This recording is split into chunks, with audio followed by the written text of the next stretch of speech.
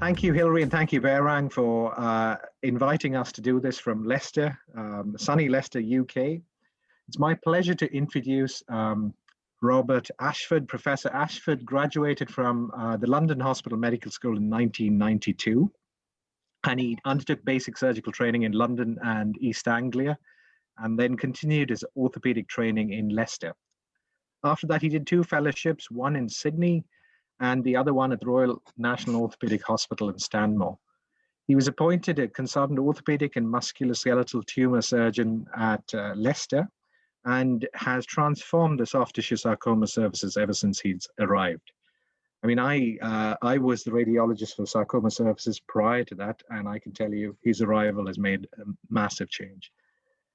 He was one of the ABC fellows, so in 2014, which is the American British Canadian Traveling Fellowship in Orthopedics, and came back, fortunately, to Leicester, and is currently the president of the British Orthopaedic Oncological Society. So it's a very apt acronym, that BOOS, and we share many a pint in the pub, and hopefully when lockdown ends in Leicester, which yes, hopefully when lockdown ends in Leicester, we'll have many a drink there. Without much further ado, I'll let him speak. He's a great speaker, thoroughly enjoyable, lots of humor, but lots of very important lessons to be learned too. Okay, thank you for the introduction. It's much appreciated, and most of it's distinctly untrue. So thank you for the invitation. It's a great pleasure to speak to such an esteemed group. And I'm going to talk about extreme metastases. Winston was very kind with his introduction of me, and he talked about how the service has grown. I do have a declaration. I've got a consultancy agreement with Stryker UK that's unrelated to this talk. Working with me is tough. And as you'll see from the photo, it's not just the service in Leicester that's grown.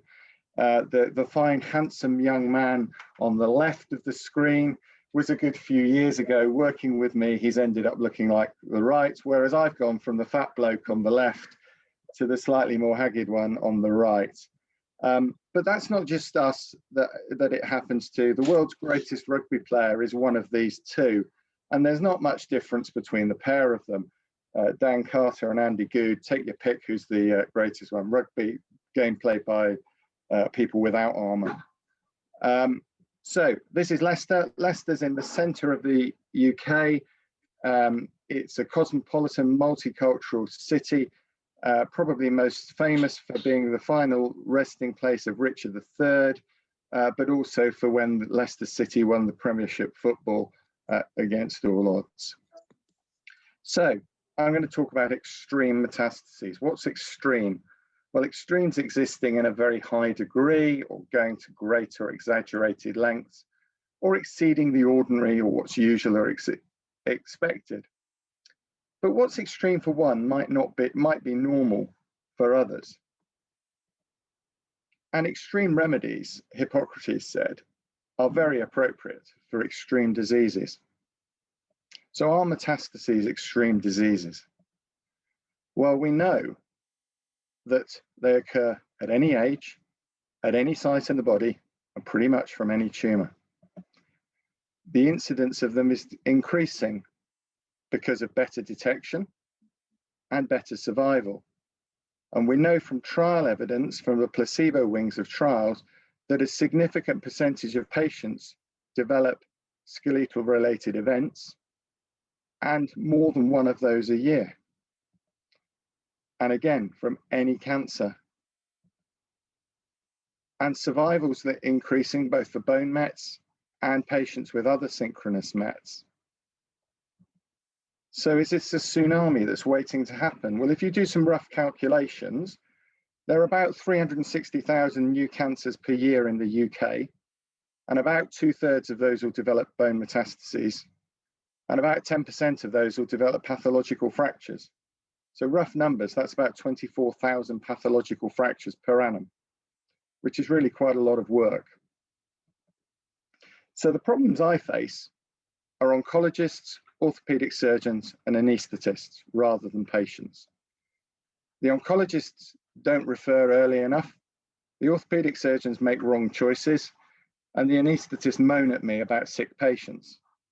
The patients themselves, they have problems with bone stock, they have problems with disease progression, they're often high risk, but they're often very rewarding and very grateful patients. Now, I know this is an eminent radiology forum, so it's important to say that radiologists have a really important role in the management of these patients. That role can be diagnostic, it can be supportive. By that, I don't mean going to the pubs when they're open with Winston, although that is very supportive, but particularly for the renal cell ones that bleed like stink when I cut them, they can preoperative embolize them. And then therapeutic, which can be cementoplasties. And their role is not understated.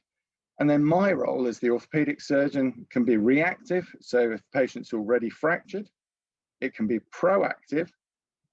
So preventing impending fractures. Allegedly, it could be curative with some en-bloc excisions, although the evidence is controversial at best. And obviously, as an orthopedic surgeon, I have to be the brunt of your jokes.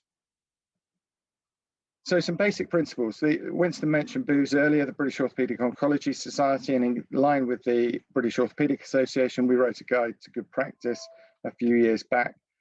And the essence surgically is to stabilize the whole bone, to allow for immediate weight bearing with a fixation that lasts the patient's lifelong. And in a lot of the cases, it's augmented fixation or replacement rather than just conventional fixation. So those are your basic surgical principles from our point of view.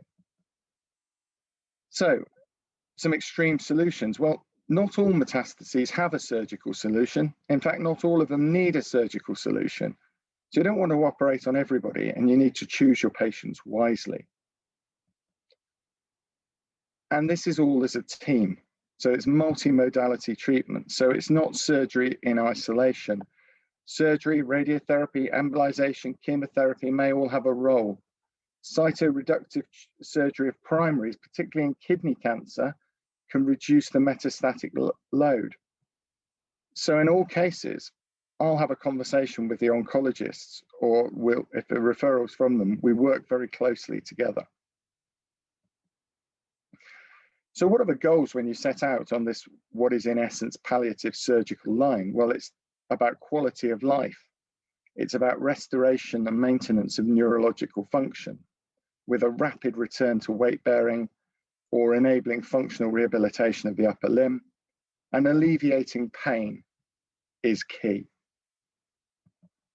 And we have three main things in our armamentarium. We have ablation, so we could chop it off. We have cement, which we can put in or you can put in. And we have metal, and no end to the amount of metal we can use.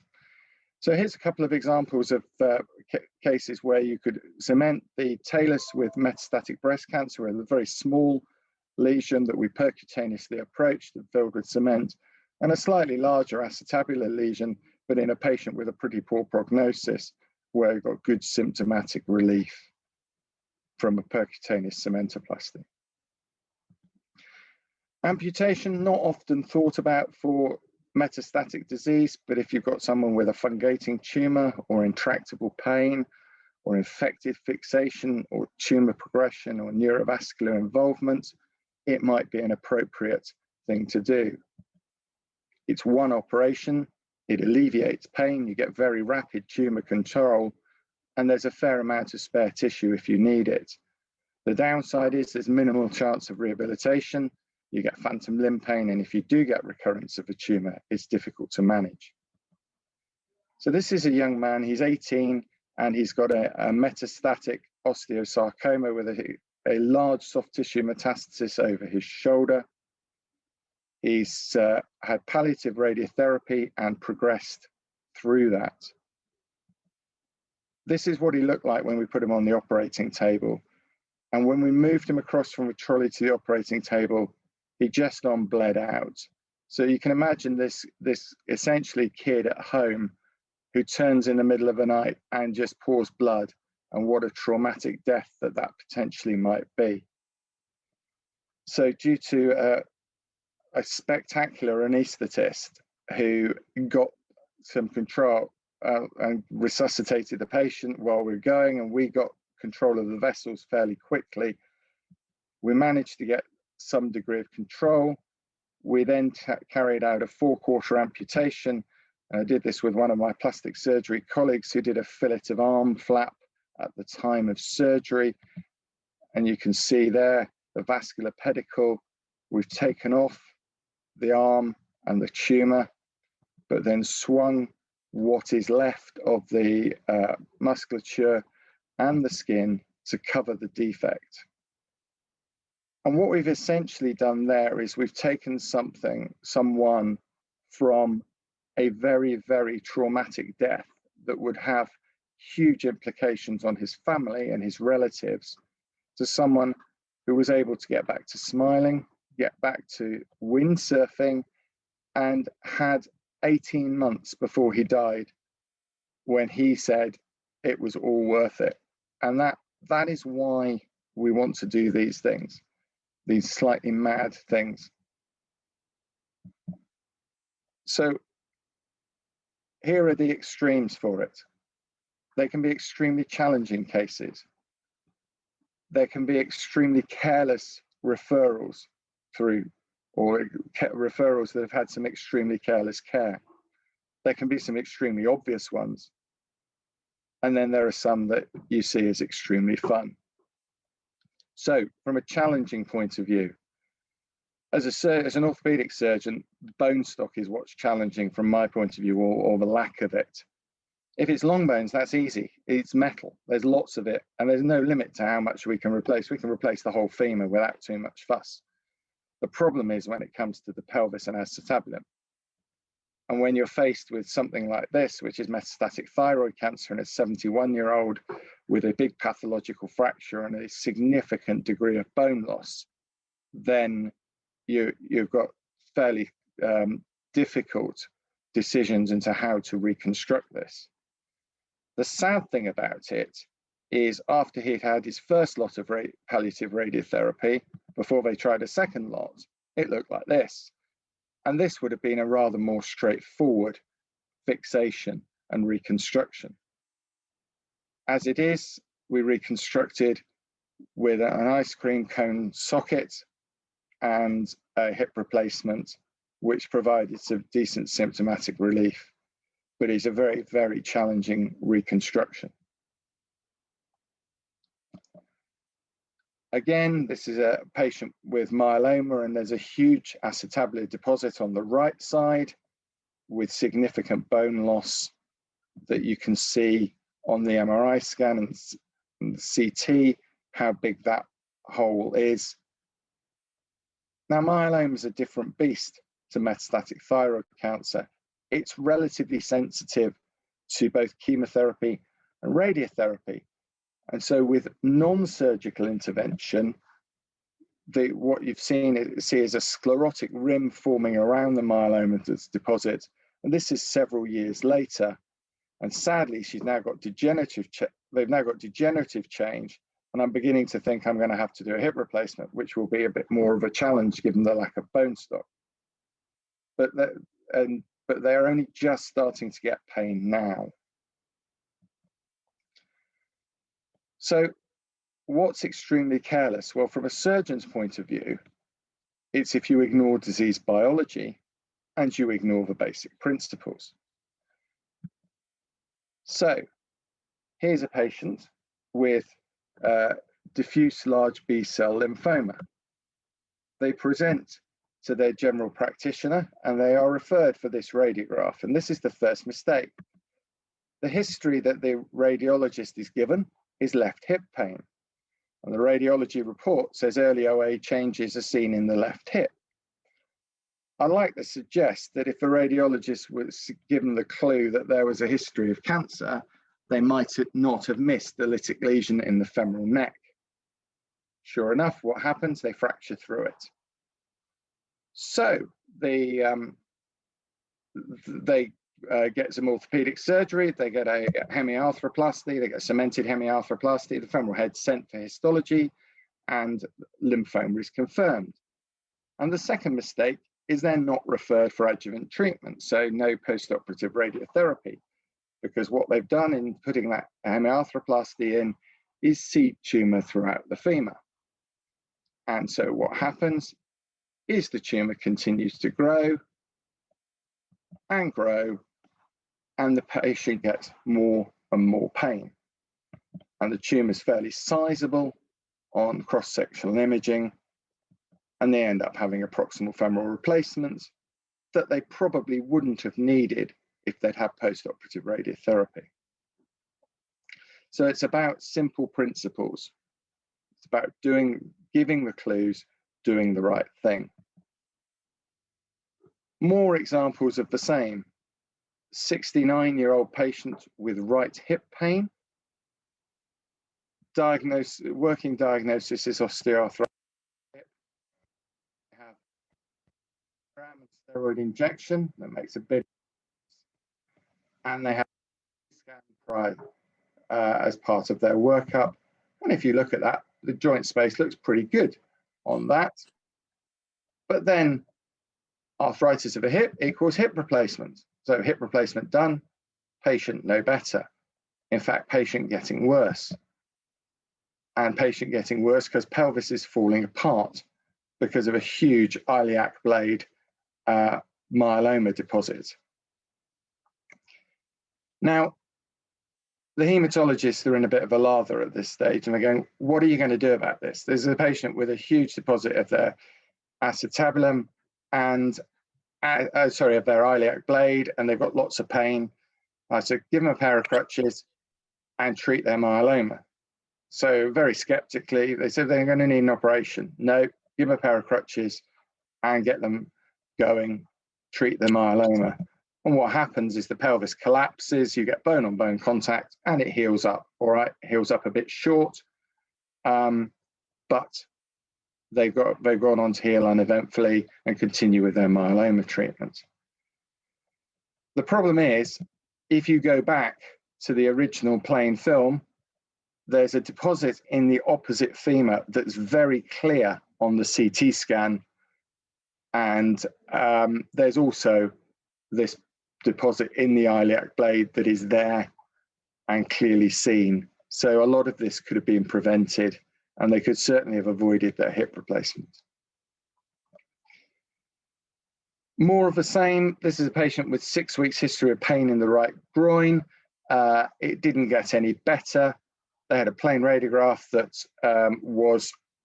showed no significant degenerative change.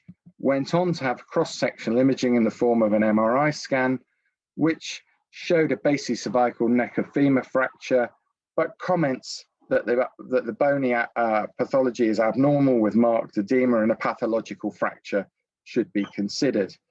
So the important thing here is that the radiologist had found the clue.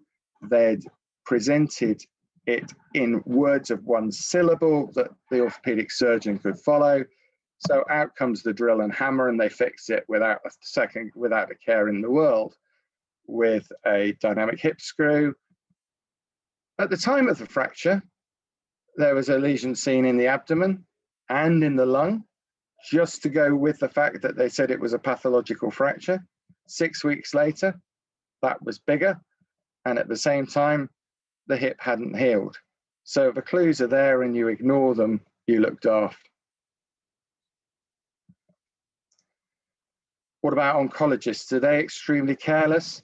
Well, if they ignore disease biology and ignore basic principles, they can make themselves look stupid as well.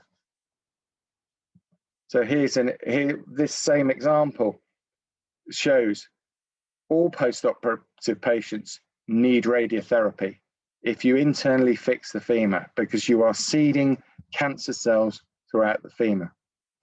And if it still hurts, the cancer's still growing.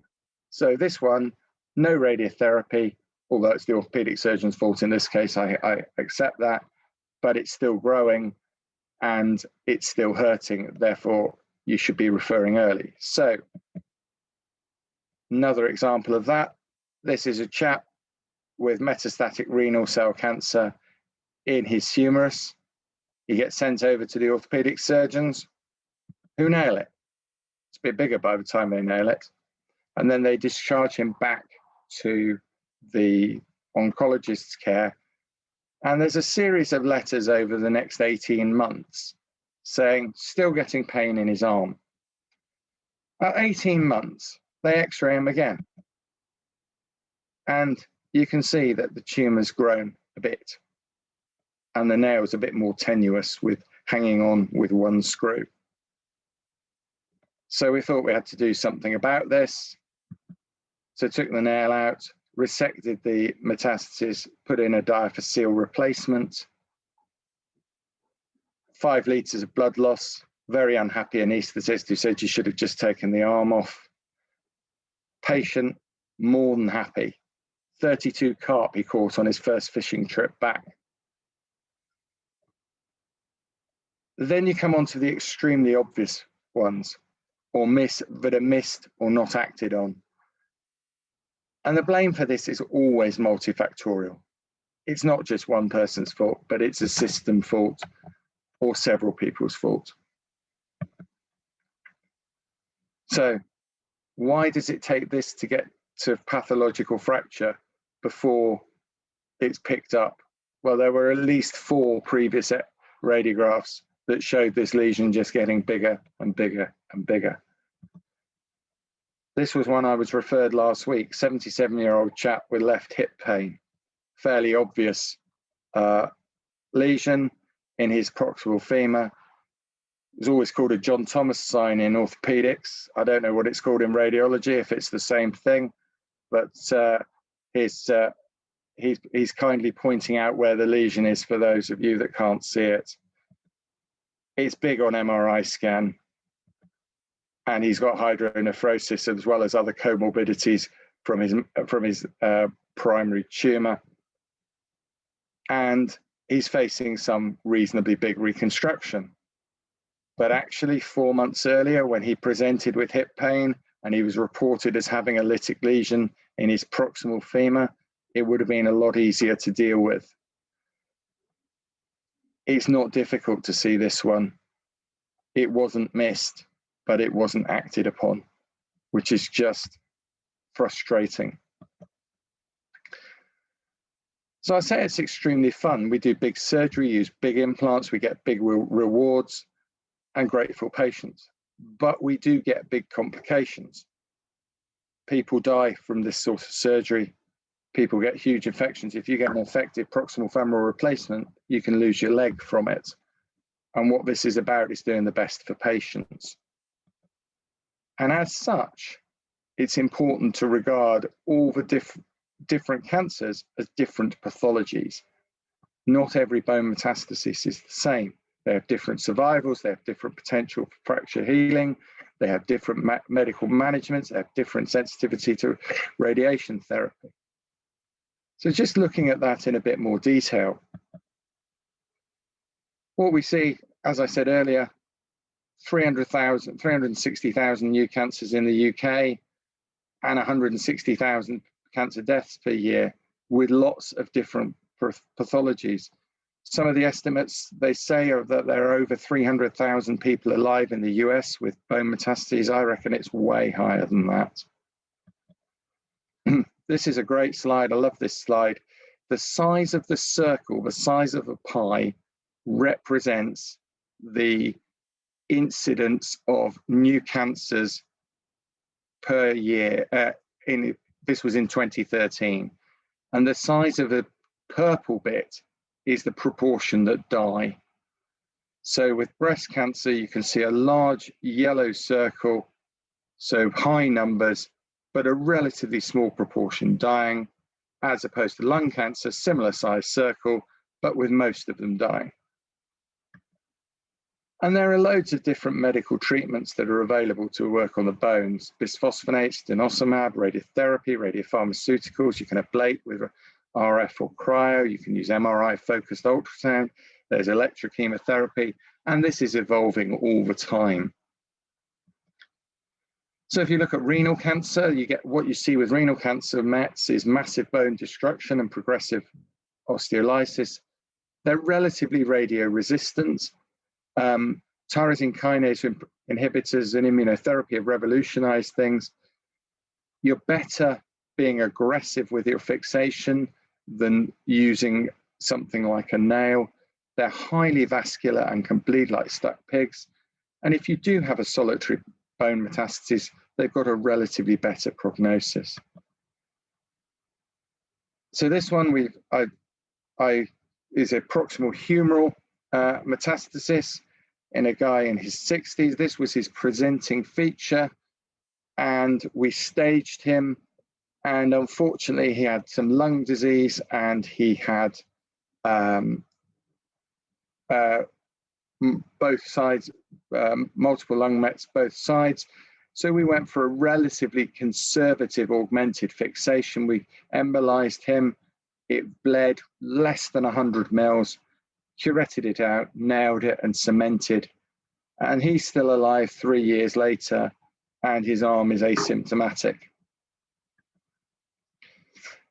This shows what can happen, and this is along the lines of the chap with the humerus I showed with his fish a bit earlier. He was referred to us early with a lytic lesion in his distal tibia. We felt that it was reasonable to nail this to protect it, so she had it nailed. But unfortunately, despite radiotherapy, she got fairly aggressive continuation of her tumor growing. So after a bit of discussion with her oncologist, I thought I'd do something clever, took the nail out, did non-block resection and a diaphyseal replacement. And just to prove that I'm cleverer than cancer, the cancer came back 3 months later in both the tibia and the fibula. And so my very expensive, beautiful implant went with the rest of the leg in an above knee amputation to control her symptoms. So it's very important to remember that no matter how good you think you are, cancer is always the boss and you have to respect it. Myeloma is a bit different to renal cell cancer, about 5,500 a year. Staging has gone from skeletal surveys in this country until relatively recently to whole body MRIs. It can be relatively indolent, but you can see some bone regeneration. And so radiotherapy and systemic management are important. And we go for quite a lot of bone preserving surgery. It's one of the few situations I do. If it's in the acetabulum, then we tend to go for cementomas and percutaneous cementoplasties. This case highlights why. This is a chap who presented to me with newly diagnosed myeloma and a painful shoulder. I sat down with my shoulder colleagues and said, this ain't good. The only thing I can think to do with this is a prox humerus. And the consensus was, yeah, that's the only thing you can do. But the priority was to get on and give him some systemic treatment. So we gave him a sling. He had his systemic treatment and his radiotherapy, and he came back to see me a few weeks later, and a few months later, and a couple of years later. And you see this remarkable regeneration of bone. And it taught me a lesson fairly early on in my consultant career that you don't need to rush in with myeloma. Thyroid cancer, different beast again, a bit rarer, but it's very rapidly increasing.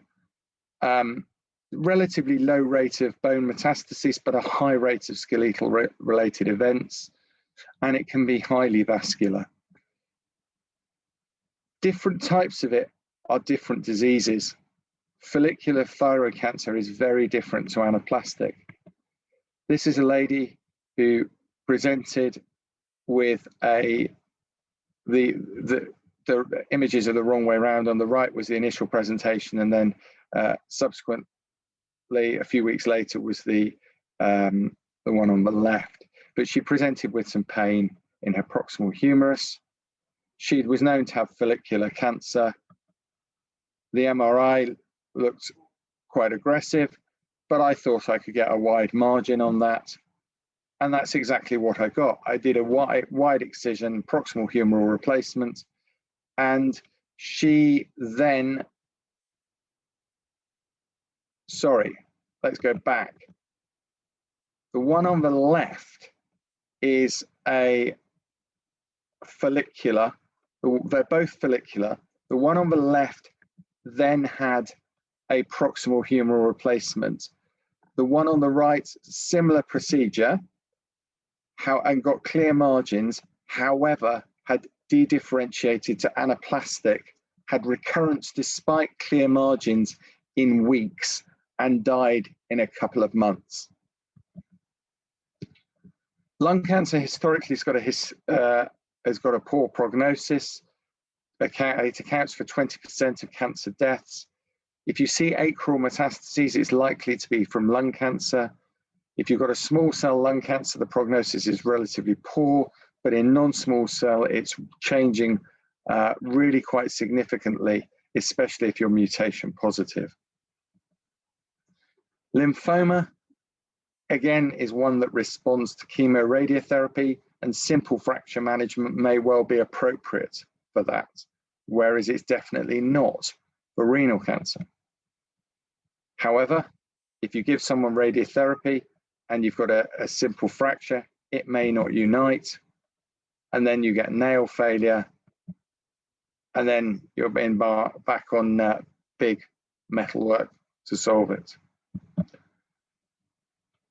That said, you see lymphomas behave very much as myeloma behaved earlier with bone regeneration. So again, we just watched this lady and watched her bone, her radius pretty much completely reform over time. Melanoma is a disease that the treatment of has changed dramatically with immunotherapy. Historically, it had a dreadful prognosis. These days, it's far less dreadful. This chap presented to me with a met in his femur and told me in clinic that he had been having some bad headaches. And in my wisdom, I scanned him and picked up 3 brain mets that he had resected. He got over that and then had a distal femoral replacement to replace his, to get rid of his tumor. And he's alive 4 years following that. So again, what was it? Historically poor disease for recovery is now changing. So just some final thoughts on this. I quoted Einstein earlier, and he says 2 things are infinite: the universe and human stupidity. And I'm not sure about the universe. If you've got these patients, don't be stupid. Use all the information you've got available. Use the information, give the radiologist the information, the radiologist will give you information. Use that information. Use the oncologists. Oncologists use the orthopaedic surgeons. Don't necessarily use standard implants. Know about the disease biology. Use everything that's available to you. And if you do, then it'll be rewarding. And if you choose the correct patient and the correct operation, you're likely to avoid disasters. But surgery isn't always the answer. You can be clever and do a great acetabular reconstruction for metastatic disease and watch it migrate into the pelvis. You can do an endoprosthetic replacement of the arm and they get horrendous tumor recurrence and die from DIC. But then chemoradiotherapy isn't always the answer, because if you treat this with chemoradiotherapy and this happens, then the patient's in a bad position. I can't do this without a team. And I've got a team that involves my orthopedic colleagues, radiologists, vascular surgeons, oncologists, anaesthetists, and trainees. And we work as a pretty good team, and they get me out of a lot of holes. And so this is all down to them as well as me. Thank you for your attention. Any questions from the group? Actually, I had a question. We get this from our medical oncologists a lot when there are lesions not in the long bones, if there are at increased risk for fracture. For in the long bones, we have the Murrell's classification, which isn't great, but it's the best we have. What do you use for acetabulum, scapula, things like that, where you're seeing lytic lesions? So it very much depends on the patient. With his acetabulum, if it's painful and they're weight bearing and you can see it on the plain films, then something probably needs doing, but actually your options are very much more limited. And we will look at those, and your options are either some form of complex hip reconstruction or a cementoplasty or non-surgical treatment. And it really depends on your bone stock. From a cementoplasty point of view, you need a cortical rim so that the cement doesn't go disappearing. From a acetabular reconstruction point of view, we've got ice cream cones, we've got cages, we've got a number of different things.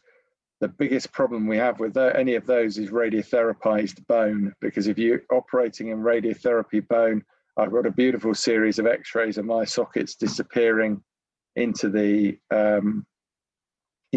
pelvis and becoming more and more unstable because the bone is brittle.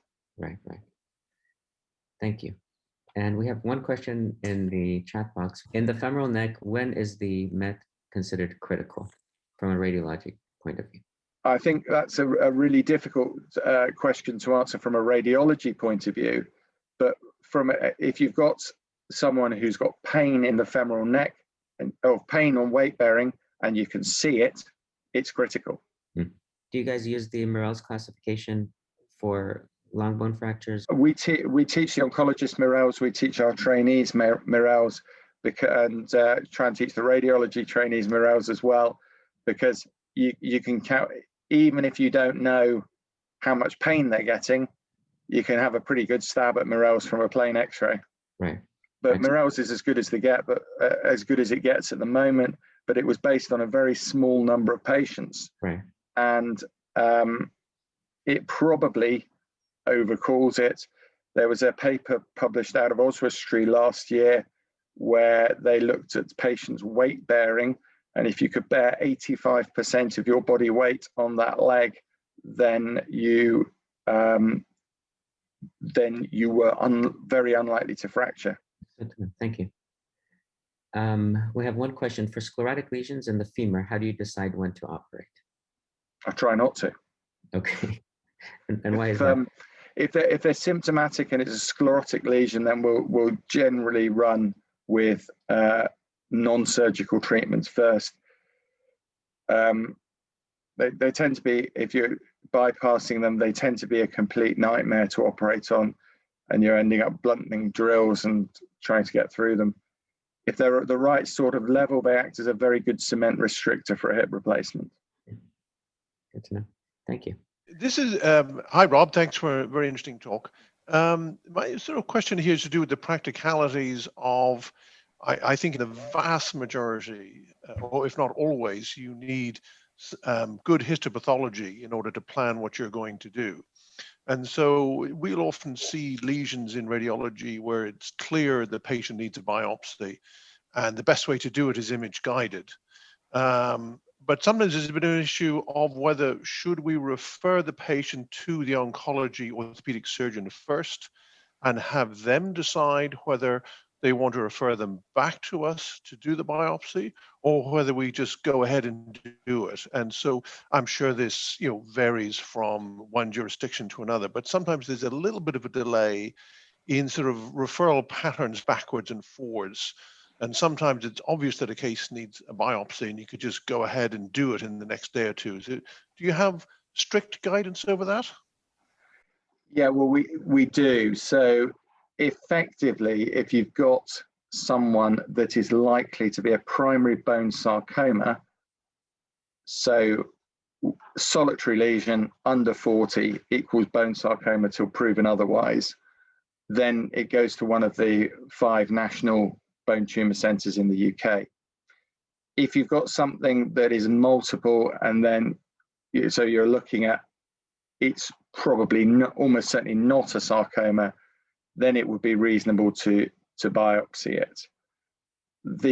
We will refer patients who have solitary lesions who are older. If it's potentially a chondrosarcoma and things like that, we refer them to the local bone sarcoma centre in either London or Birmingham for their biopsy.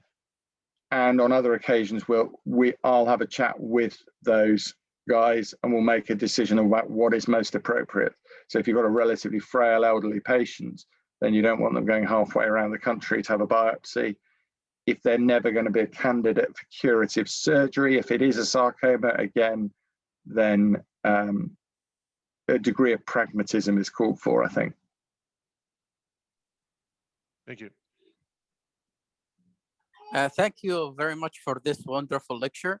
I'm just asking, taking, for example, a scenario of a patient with lung cancer and multiple bone metastases, for example, to the proximal femur, and there is a risk to develop some sort of embedding fracture.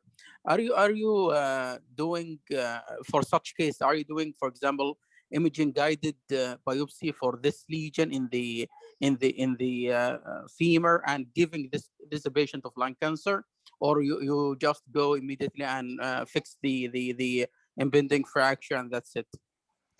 So it obviously depends on the individual circumstances. If they fractured, that's a whole different ballgame. If it's an impending fracture and they've been worked up, they've got widespread metastatic disease and they need something doing, then it's going to be pretty hard. What you don't want to happen is the patients need a break from chemotherapy because they don't fracture.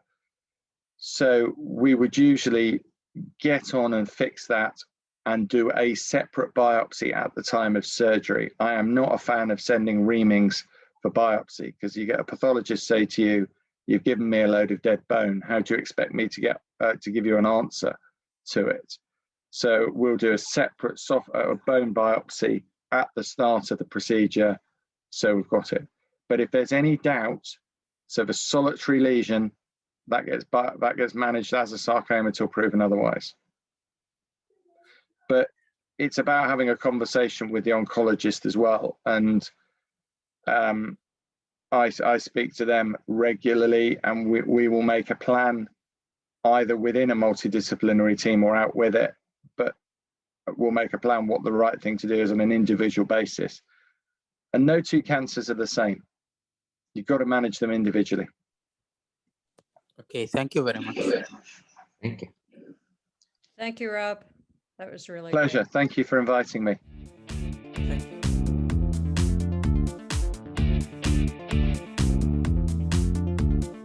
Lung cancer.